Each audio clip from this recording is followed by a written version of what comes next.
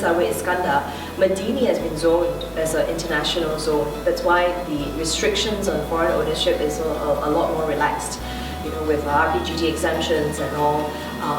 Because as the master plan for the overall Iskandar was started, we are aware that we do need investments as well from foreign, but not at the expense of the locals. So I think the authority has actually drawn out certain international zones, and we are in one of them. So that gives us a good leverage and opportunity to design for both local and international. I can understand from a Singapore point of view, or even a overseas investor who stays in Singapore or who works there, or what do I need if I live in Iskandar? I need the amenities, I need the convenience, I need to travel, I need the security. So we have to do it. We will have to invest in that to give them that comfort. And Iskandar is in a new corridor, right? With its proximity to Singapore, on the second link.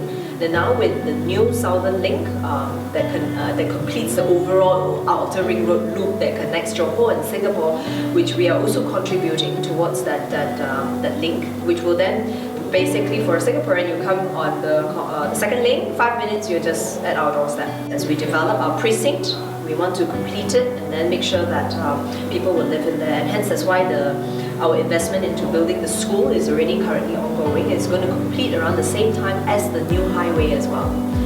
So things are timed.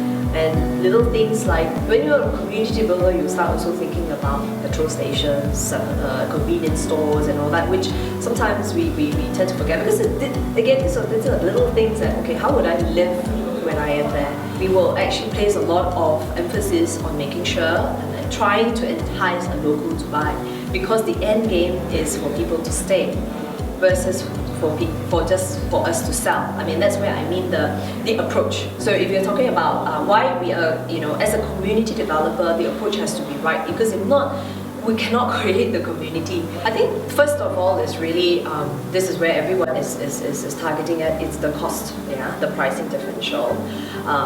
From the currency difference, there is already a gain there. Now, whether it is a Malaysian in Singapore or a Singaporean, yes, the value is there, so I will buy for investment. That's typical because it is only a financial arbitrage, for example, right? So I will buy for investment. Now, when will I live? Then I'll have to understand, how's your family life? What stage of your life are you at? What do you need? If you're one with kids who perhaps like international school there but maybe no space, or maybe in a local school, so what do we have to offer you here? Or perhaps if you think that maybe you're nearer to the retirement, will something like a spacious and a very livable environment with the hospital close by and all that, and not just any hospital. We are talking about hospitals like, for example, ourselves, who has made a mark in the industry, in the healthcare industry, things like that. So we then design for the people to come, and hence again I go back to, if our end game is for you to come and stay, I will ask you such things and then try to design for you. Versus if I just build a lot of houses, you buy, and then you live there, that's fine, it's okay. But there's no heartbeat. I mean, there's people living, but there's no heartbeat. Heartbeat as in, what do I do on a daily basis? I've got the school, I've got the theme park, I've got, there's a lot of things to do as we then grow. Again, townships will take many years. It could be up to 15, 20 years. You may not see immediately, but the approach from the start has got to be right. If not, it will not work.